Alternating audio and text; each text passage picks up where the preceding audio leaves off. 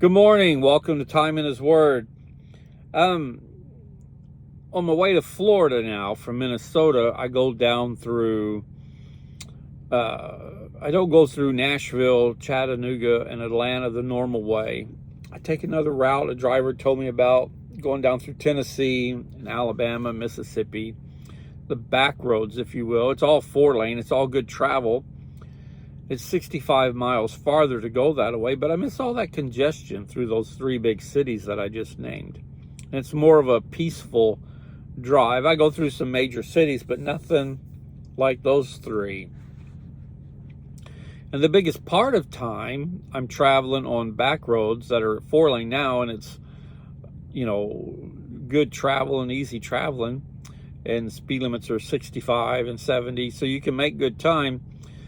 But there's still a few places when you get down into Alabama where you run through little bitty towns that at one time you could see were vibrant, had a lot of business, and the towns are still there. The residential areas are really nice, but the downtown area, there's nothing there. The buildings are still there, and they look as if it wouldn't take much in the way of remodeling to be able to open them up and run another business out of there. But the trouble is there's not enough foot traffic for them to stay in business. So it would be a futile attempt at trying to open a business there. And that's just progress. That's just the way things are. It's not just in Alabama. We all know that no matter what back road you drive through, no matter what state, you can find little towns that are just barely hanging on. And then you can see as you go through town that one time they had a really nice downtown area, but it is no more.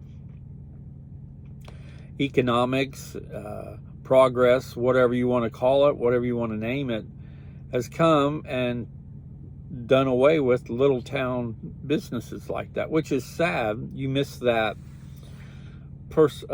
personal feeling you get from walking in the store, and they know you and they know what you want, and we've all experienced that and missed that.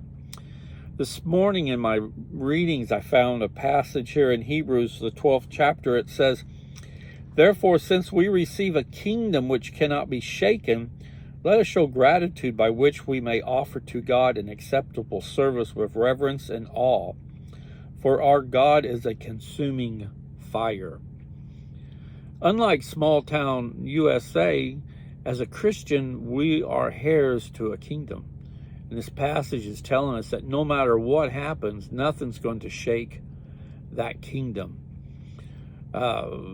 Maybe you were somebody that had a small business in a small town and thought that it was going to be something great, and you'd be able to pass on to your children or whatever, but due to economics, it didn't make it. It wasn't anything on your part. It's not bad management or nothing. It's just no business. If you have no business, then you can't stay in business, because you're in business to make money to be in a business. But this passage is telling us that no matter what happens, nothing is going to rock the kingdom that we're heirs to, the kingdom that God has provided us when we accept him and follow him in baptism and become his child. So think about that. Just think about that comparison this morning.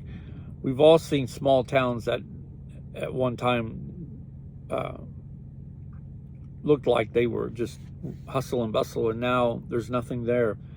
But the God we serve is telling us in Hebrews, the 28th chapter,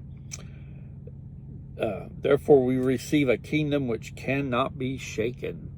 So our world in God, our kingdom, cannot be shaken. There's things that's going to come at us, it's going to try and shake us, but we have a God that we can rely on, a God that we can call upon, that's going to take care of those troubles for us and keep our world from being shaken. So as you go through the day, think about that. Think about that comparison. Think about that, how